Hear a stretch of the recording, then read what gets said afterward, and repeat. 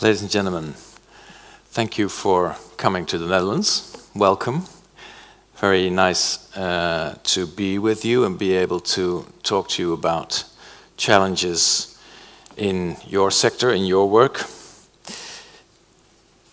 Somewhere in the Roman Empire there was once a jealous man who kept his wife locked up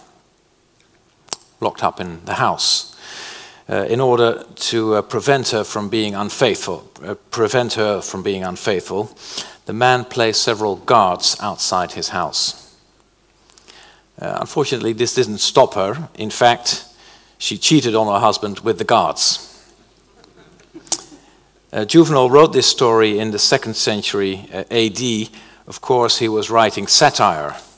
It was, in fact, a political message. He ended his story with an interesting question: who watches the watchman? And this question is still relevant now, today, 2,000 years later. Because over the past few years, auditors have had bad press.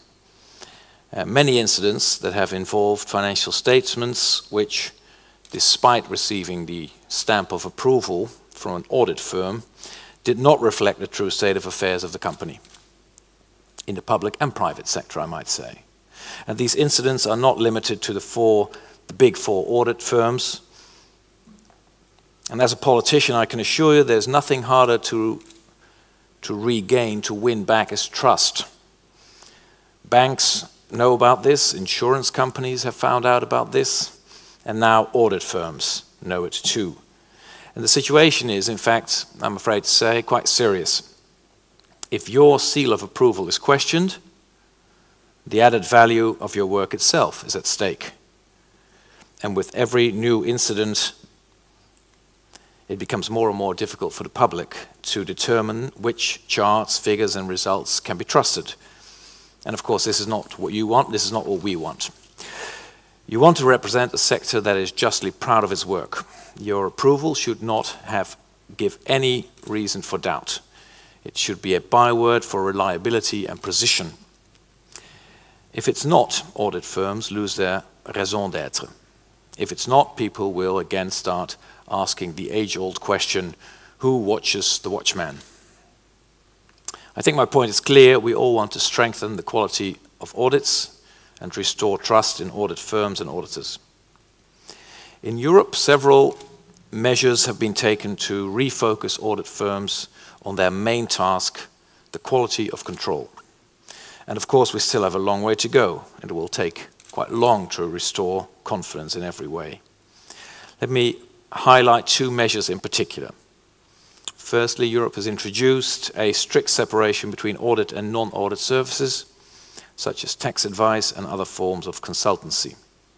It emerged that many audit firms provided audit services to companies at the same time as providing advisory services. And this situation allows too much scope for conflicts of interest.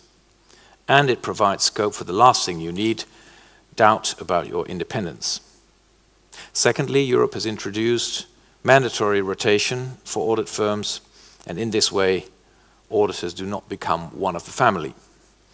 As of mid-2016, companies will in principle be required to switch to a different audit firm after 10 years. Ladies and gentlemen, in the Netherlands, the Authority of Financial Markets is the supervisory body responsible for overseeing audit firms. The AFM conducted an investigation into the quality of audits carried out by the big four audit firms. And this report appeared in September 2014. The AFM concluded that 45% of these reports were not up to standard. 45%. I realize that these are not all catastrophic mistakes. But imagining you bringing your car to a mechanic for a periodic inspection and he doesn't check the brakes. It doesn't necessarily mean the car won't brake anymore. The brakes may be fine. But it does mean that an essential part of the vehicle hasn't been checked and that the seal of approval is basically non-valuable. I should add that in the 2010 investigation, the percentage of audits which were not up to standard was even higher, with 52%.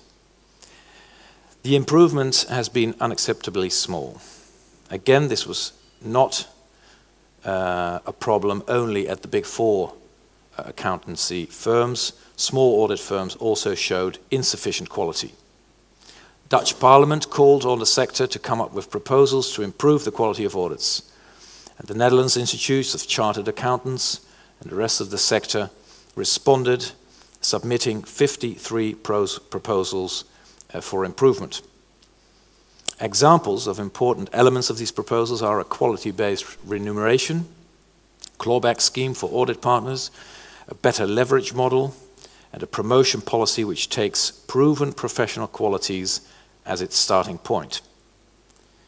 In addition to this set of proposals coming from the sector itself, I intend to take a number of legislative measures to improve the quality of audits. One of these is mandatory internal supervisory body, comparable to a supervisory board, because independent internal supervision may ensure that audit firms adopt a long-term policy.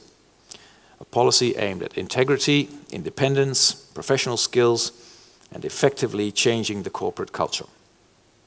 Moreover, members of the executive and supervisory boards at audit firms will have to pass a fit and proper test, because it is crucial that audit firms are run by people who have the right knowledge, professional qualities and competences, because we need real watchmen. Ladies and gentlemen, newer and stricter rules are necessary, and yet rules alone are not enough. Auditors also have to change their corporate culture, I think. It's not an easy task. Clear rules are necessary.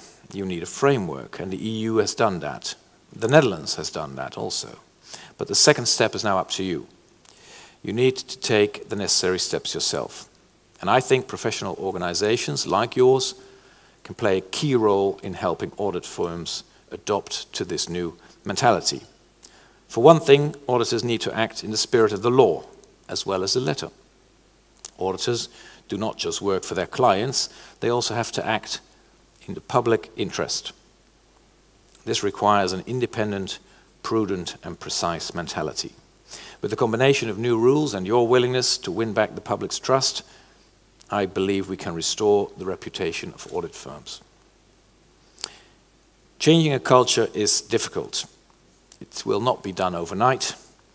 We can only do it step by step. Unfortunately, we are in a hurry.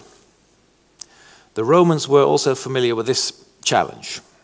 Virgil, the Roman author who lived around the same time as Juvenal, once wrote, "Divide the work and thus shorten it." So this is what we must do with the EU, the member states, professional organizations, and the audit firms themselves, so people will again trust their watchmen. Thank you very much.